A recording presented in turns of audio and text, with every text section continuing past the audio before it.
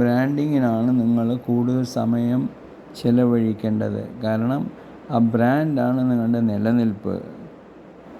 Brand value ഒരു നല്ലൊരു മൂല്യമാണ് ഒരു ബ്രാൻഡ് വാല്യൂ എന്ന് പറഞ്ഞ കമ്പനിയെ സംബന്ധിച്ചോളം. സോ ഈ ബ്രാൻഡ് നിങ്ങൾ ഏത് രീതിയിലാണ് നിങ്ങൾ മുന്നോട്ട് കൊണ്ടുപോകണം. ഞാൻ ഒരു കഥ പറയാം. പണ്ട് മെഡിമിക്സ് തുടങ്ങുന്ന കാലത്ത് തന്നെ അവർക്ക് വളരെ നിശ്ചയമുണ്ടായിരുന്നു ബ്രാൻഡ് വാല്യൂ ക്രിയേഷൻ. സോ അവരെല്ലാം എന്ത് ചെയ്തതെന്ന് വെച്ച് കഴിഞ്ഞാൽ അന്ന് കാലത്ത് തന്നെ ആ ബ്രാൻഡിനെ വാല്യൂ ഇൻക്രീസ് ചെയ്യാനുള്ള എല്ലാ ശ്രമങ്ങളും നടത്തിയിട്ടുണ്ട്.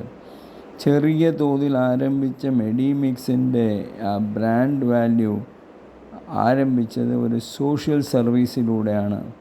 പത്രത്തിൽ പരസ്യം കൊടുത്തല്ല മെഡിമിക്സ് വളർന്നത്. മെഡിമിക്സ് വന്ന് പല സ്ഥലത്തും പല സോഷ്യൽ ഓർഗനൈസേഷനുമായി ചേർന്ന് പ്രോഗ്രാമുകളിൽ പങ്കെടുത്ത് ആ രീതിയിലാണ് മെഡിമിക്സിൻ്റെ വാർത്തകൾ പത്രത്തിൽ വരാൻ കാരണം. അതല്ലാതെ അതൊരു അഡ്വർടൈസ്മെൻ്റ് ആയിട്ടല്ല വന്നത്. അതേപോലെ തന്നെയാണ് ഓരോ അമ്പലങ്ങളിലും ഈ ഭസ്മത്തിന് കൊടുക്കുമ്പോഴും കുങ്കുമം കൊടുക്കുമ്പോഴും മെഡിമിക്സിൻ്റെ കവറാണ് കൊടുക്കാറുള്ളത്. ഈ രീതിയിലുള്ള ചെറിയ അഡ്വർടൈസ്മെൻറ്റ്, ഈവൻ സ്ക്രീൻ പ്രിൻറ്റിങ് വരെ മെഡിമിക്സാണ് ചെയ്തത്. അങ്ങനെ ആ കാലത്ത് തന്നെ അഡ്മിനിസ്ട്രേഷൻ ചെയ്തതും അതേ രീതിയിലാണ്. ഒരു വലിയൊരു പ്രൊഫഷണൽ കമ്പനി ഏത് രീതിയിലാണോ അഡ്മിനിസ്ട്രേഷൻ ചെയ്തുകൊണ്ടിരിക്കുന്നത് അതേ രീതിയിൽ തന്നെയാണ് ചെറുകിട കമ്പനിയായി ആരംഭിക്കുമ്പോൾ മെഡിമിക്സ് ചെയ്തത്. സോ അത് എല്ലാമാണ് ഒരു സംരംഭകനെ സംബന്ധിച്ചോളം വിജയത്തിൻ്റെ വഴികൾ. വലിയൊരു കമ്പനി ചെയ്തുകൊണ്ടിരിക്കുന്ന കാര്യങ്ങൾ നമ്മൾ ചെറിയ കമ്പനിയായി തുടങ്ങുമ്പോൾ തന്നെ ചെറിയ രീതിയിൽ, കാരണം അതിനെല്ലാം ചിലവുകളില്ല. കാരണം അതെല്ലാം ഒരു സിസ്റ്റംസാണ് അവർ ക്രിയേറ്റ് ചെയ്തുകൊണ്ടിരുന്നത്. അത്തരം സിസ്റ്റംസാണ് നമ്മുടെ പില്ലേഴ്സായിട്ട് നമുക്ക് വരുന്ന കാലത്ത് നമുക്കത് ഉപയോഗപ്രദമായിരിക്കും. സോ ഫൗണ്ടേഷൻസ് എല്ലാമേ ഒരു സിസ്റ്റം വഴി ആയിരിക്കണം ഫൗണ്ടേഷൻ.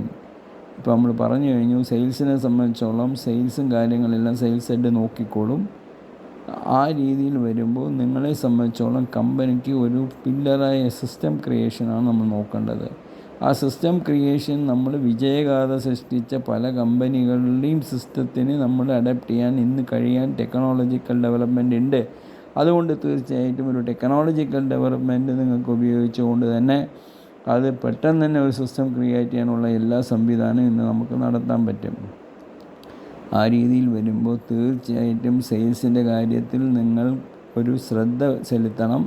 കാരണം സെയിൽസ് ഹെഡിനെ നമ്മൾ നിയമിച്ചാലും അവർക്ക് ടീം ചെയ്താലും അവർ പ്രൊഡക്റ്റ് എടുത്ത് മാർക്കറ്റിൽ പോയാലും അൾട്ടിമേറ്റ്ലി നമ്മുടെ ജോലി സെയിൽസിൻ്റെ വർധന എങ്ങനെയുണ്ട്, നമ്മുടെ സ്പെൻഡിങ് ലിമിറ്റ് എങ്ങനെ പോയിക്കൊണ്ടിരിക്കുന്ന, അല്ലെങ്കിൽ സെയിൽസ് അതനുസരിച്ച് വരുന്നുണ്ടോ, അല്ല പ്രൊഡക്ഷൻ കൂടിക്കൊണ്ടിരിക്കുന്നു, സെയിൽസ് കുറവാണെങ്കിൽ തീർച്ചയായിട്ടും പ്രൊഡക്ഷൻ കുറയ്ക്കേണ്ട സമയത്ത് അത് പ്രൊഡക്ഷൻ കുറച്ചിരിക്കണം. അതാണ് കോർഡിനേഷൻ.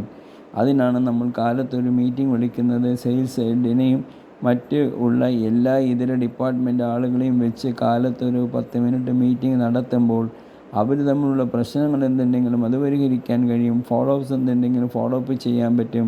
സെയിൽസ് കുറവാണെങ്കിൽ അതനുസരിച്ച് പ്രൊഡക്ഷൻ കുറയ്ക്കാൻ പറ്റും. അല്ല സെയിൽസ് കുറവാണെങ്കിൽ അതിനനുസരിച്ചുള്ള അഡ്വർടൈസ്മെൻറ്റും കാര്യങ്ങളും കൊടുത്ത് മാർക്കറ്റിൽ വിപണിയെ ശക്തിപ്പെടുത്താൻ കഴിയും. ഈ രീതിയിലൊരു കോർഡിനേഷൻ ചെയ്യണമെങ്കിൽ തീർച്ചയായും സ്റ്റാർട്ടപ്പിൻ്റെ ഒരു ഡെയിലി മീറ്റിംഗ്, മോർണിംഗ് ഒരു 10 നിമിഷമെങ്കിലും മീറ്റിംഗ് ചെയ്യണമെന്ന കാര്യം നിർബന്ധമാണ്. നിങ്ങളുടെ ട്രെയിനേഴ്സാണ്. നിങ്ങൾ നല്ലപോലെ ചിന്തിച്ച് കഴിഞ്ഞാൽ നിങ്ങളിൽ നിന്നും പഠിക്കാനേ പറ്റും. പക്ഷേ എന്നാൽ കൂടെ ഒരു പുസ്തകം, ഒരു നല്ല വിജയിച്ച ഒരു സംരംഭകൻ്റെ പുസ്തകത്തിൻ്റെ ബയോഗ്രാഫി പഠിക്കുന്നത് അത്രയും നല്ലതാണ്. അവരത് എങ്ങനെ ആരംഭിച്ചു, അവരുടെ ബുദ്ധിമുട്ടുകൾ എന്തായിരുന്നു, അതെങ്ങനെ അവർ ഓവർകം ചെയ്തു, അവരെന്ത് സ്ട്രാറ്റജീസ് കൊണ്ടുവന്നു, അവരെന്ത് സിസ്റ്റം കൊണ്ടുവന്നു എന്നുള്ള കാര്യങ്ങളും നിങ്ങൾക്കതിൽ നിന്ന് പഠിക്കാൻ പറ്റും. കൂടാതെ ബിസിനസ് മാഗസീൻസ്, നിരവധി ബിസിനസ് മാഗസീൻ ഉണ്ട്. ഇത് നിങ്ങൾ പഠിക്കുന്നത് ഓരോ മാർക്കറ്റിൻ്റെ ട്രെൻഡും ഓരോ ബിസിനസ്സിൻ്റെ ട്രെൻഡും ഒരു ഫൗണ്ടർ എന്ന നിലയ്ക്ക് നിങ്ങൾ എല്ലാത്തിനെയും കുറിച്ചും അറിഞ്ഞിരിക്കുന്നത് അത്യാവശ്യമാണ്. നിങ്ങളൊരു ജനറലിസ്റ്റാണ്, അല്ല നിങ്ങളൊരു സ്പെഷ്യലിസ്റ്റ് അല്ല. ഫൗണ്ടർ എന്ന രീതിയിൽ നിങ്ങൾക്ക് ആഗോള അടിസ്ഥാനത്തിലെ മാറ്റങ്ങളും കാര്യങ്ങളും എല്ലാം നിങ്ങൾ മനസ്സിലാക്കിയാൽ മാത്രമേ നിങ്ങൾ സക്സസ്ഫുൾ ബിസിനസ്മാനായിട്ട് വരാൻ കഴിയൂ. നിങ്ങളൊരു സദസ്സിൽ പോയിട്ട് നെറ്റ്വർക്കിംഗ് വളരെ ഇമ്പോർട്ടൻ്റ് ആണ്. അപ്പോൾ നിങ്ങളൊരു സദസ്സിൽ പോയി സംസാരിക്കുമ്പോൾ നിങ്ങൾ പറയുന്ന ഓരോ വാക്കുകളും മറ്റുള്ളവർ ശ്രദ്ധിക്കുന്നുണ്ട്. ആ ശ്രദ്ധിക്കുമ്പോൾ അവർ തന്നെ നിങ്ങളെക്കുറിച്ച് മനസ്സിലാക്കിയെടുക്കാൻ കഴിയും. നിങ്ങൾ എത്ര കണ്ട് ബുദ്ധിയുണ്ട്, എത്ര കണ്ട് കാര്യങ്ങൾ അറിഞ്ഞാണ് നിങ്ങൾ പ്രവർത്തിക്കണം എന്ന കാര്യം അറിയും. എത്രയോ ചാനലുകളുണ്ട് ഇന്ന് മാർക്കറ്റിൽ. ചാനലിന് കുറവില്ല. ഇംഗ്ലീഷാവോ മലയാളമോ തമിഴോ മറ്റേ ഹിന്ദിയോ ഏത് ചാനലുകളാണെങ്കിലും നിരവധി ചാനലുകളുണ്ട്. ഇന്നൊരു വ്യത്യസ്തമായ ഒരു ചാനൽ ചാനലും ഇന്ന് ഒരു ചാനലുമായി നിഷ കൃഷ്ണൻ ഇന്ന് രംഗത്ത് വന്ന ഒരു വ്യത്യസ്തമായ ചാനലായിട്ട് ജനങ്ങൾ അറിയപ്പെടുന്നത്. മഹേന്ദ്ര മുഹമ്മദ് എന്ന ഒരു വീഡിയോ ഒരു ചാനലിൽ ഞാൻ കാണാനിടയായി. 4 ലക്ഷം വ്യൂസ് വെറും 2 മാസം കൊണ്ട് നേടിയെടുത്തു എന്ന് പറഞ്ഞു കഴിഞ്ഞാൽ തീർച്ചയായും നമ്മൾ എല്ലാവരും അവരെ കൺഗ്രാജുലേറ്റ് ചെയ്യേണ്ടത് ആവശ്യമാണ്. ഇത്തരം ചാനലുകൾ ഇവിടെ ഉള്ളപ്പോൾ, ഇത്രയും കോമ്പറ്റീഷൻ ഉള്ളപ്പോൾ എങ്ങനെയാണ് ഇത്തരം ഒരു ചാനൽ, വ്യത്യസ്തമായ ഒരു ചാനൽ, അത് കേൾക്കാൻ എത്ര സുഖമായിട്ടുണ്ട്. ആ മലയാളത്തിൻ്റെ വാക്കുകൾക്ക് അത്ര നല്ലൊരു ചാതുര്യമുണ്ട്.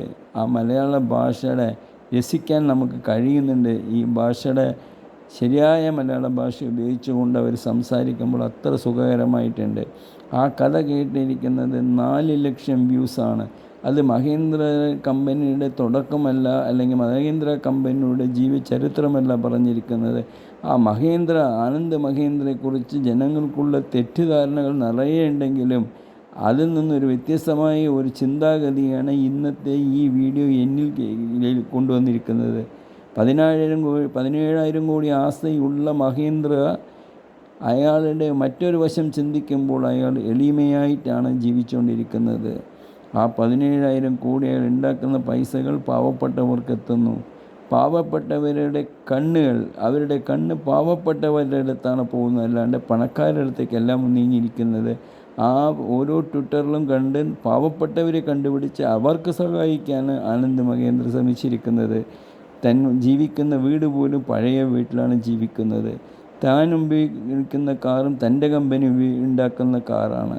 അത്ര ഒരു ലളിതമായ ജീവിതമാണ് പുള്ളി ഇന്ന് കൈകാര്യം ചെയ്ത എന്ന് നിഷാ കൃഷ്ണനിലൂടെ നമ്മൾ അറിഞ്ഞതിൽ വളരെ സന്തോഷമുണ്ട്. അവർ തന്നെയുള്ള പല വീഡിയോകളും പാർലേജി ആണെങ്കിലും മറ്റു വീഡിയോകളും അവരുടെ കമ്പയർ ചെയ്യുമ്പോൾ സൊസൈറ്റിക്ക് വേണ്ടി മഹേന്ദ്ര എന്ത് ചെയ്തു, അല്ലെങ്കിൽ അതാണ് കൂടുതൽ ജനങ്ങൾ ഇഷ്ടപ്പെട്ടിരിക്കുന്നത്. 786 കമൻറ്റുകൾ അതിൽ വന്നിട്ടുണ്ട്. അതിൽ 4 ലക്ഷം വ്യൂസാണ് അവർക്ക് കിട്ടിയിരിക്കുന്നത്. അതേ തന്നെ 1.8 ലക്സ് ഉള്ളവിടെ അവർക്ക് കിട്ടിയിരിക്കുന്ന 4 ലക്ഷം. ഇതിലൂടെ തന്നെ അവർക്ക് വ്യൂസ് ലഭിച്ചിട്ടുണ്ട്. സബ്സ്ക്രൈബേഴ്സ് 1.8 ലക്സ് സബ്സ്ക്രൈബ് ഉള്ള ഒരു ചാനലാണ്. വളരെ വ്യത്യസ്തമായും വളരെ ലളിതമായും കേൾക്കാൻ അത്ര രസകരമായ ഒരു വീഡിയോ തന്നെയാണ് നമുക്ക് ചാനലിൽ കാണിച്ചിരിക്കുന്ന പല വീഡിയോകളും. ഇതേമാതിരി വ്യത്യസ്തമായി അവർ പ്രവർത്തിക്കുമ്പോൾ തീർച്ചയായും മറ്റുള്ളവർ കണ്ണിൽ നമ്മളെ പെടുന്നുണ്ട്.